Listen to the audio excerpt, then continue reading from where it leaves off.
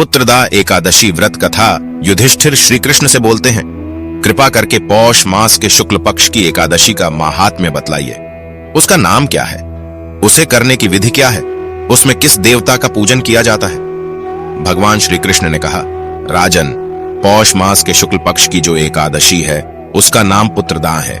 पुत्रदा एकादशी को नाम मंत्रों का उच्चारण करके फलों के द्वारा श्रीहरि का पूजन करें।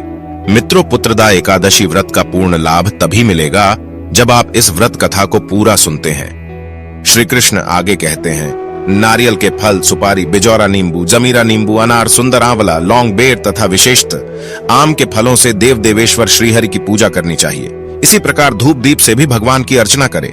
पुत्रदा एकादशी को विशेष रूप से दीप दान करने का विधान है। रात को वैष्णव पुरुषों के साथ जागरण करना चाहिए। जागरण करने वाले को जिस फल की प्राप्ति होती है वह हजारों वर्ष तक तपस्या करने से भी नहीं मिलता। यह सब पापों को हरने वाली उत्तम तिथि है। चराचर जगत सहित समस्त त्रिलोकी में इससे बढ़कर दूसरी कोई तिथि नहीं है। समस्त कामनाओं तथा सिद्धियों के दाता भगवान नारायण इस तिथि के अधिदेवता हैं। पुत्रदा एकादशी व्रत कथा पूर्व काल की बात है। भद्रावती पुरी में राजा सुकेतुमान राज्य करते थे।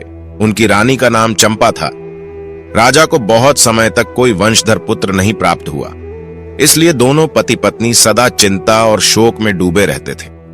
राजा के पितर उनके दिए हुए जल को शोकोच्छ्वास से गर्म करके पीते थे। राजा के बाद और कोई ऐसा नहीं दिखाई देता जो हम लोगों का तर्पण करेगा, यह सोच सोचकर पितर दुखी रहते थे।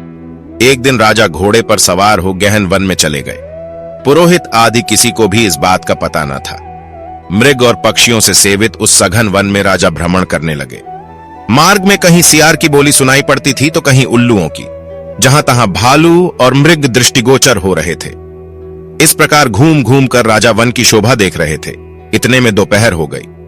राजा को भूख और प्यास सताने लगी। वे जल की खोज में इधर उधर भटकने लगे।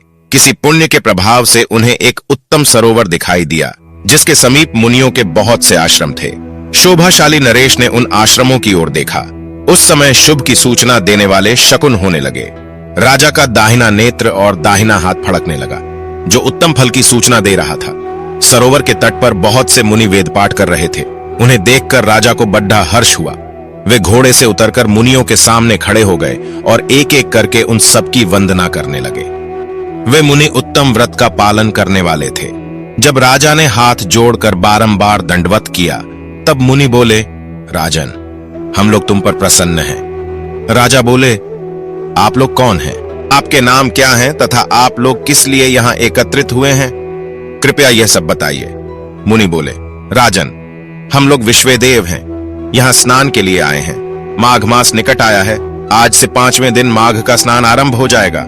आज ही पुत्रदा नाम की एकादशी है जो व्रत करने वाले मनुष्यों को पुत्र देती है। राजा ने कहा, विश्वेदेवगण, यदि आप लोग प्रसन्न हैं तो मुझे पुत्र दीजिए। मुनि बोले, राजन, आज पुत्रदा नाम की एकादशी है। इसका व्रत बहुत विख्यात है। तुम आज इस उत्तम व्रत का पालन करो। महाराज, भगवान केशव के प्रसाद से तुम्हें पुत्र अवश्य प्राप्त होगा। भगवान श्री कृष्ण कहते हैं, युधिष्ठिर, इस प्रकार उन मुनियों के कहने से राजा ने उक्त उत्तम व्रत का पालन किया। महर्षियों के उपदेश के अनुसार विधिपूर्वक पुत्रदा एकादशी का अनुष्ठान किया।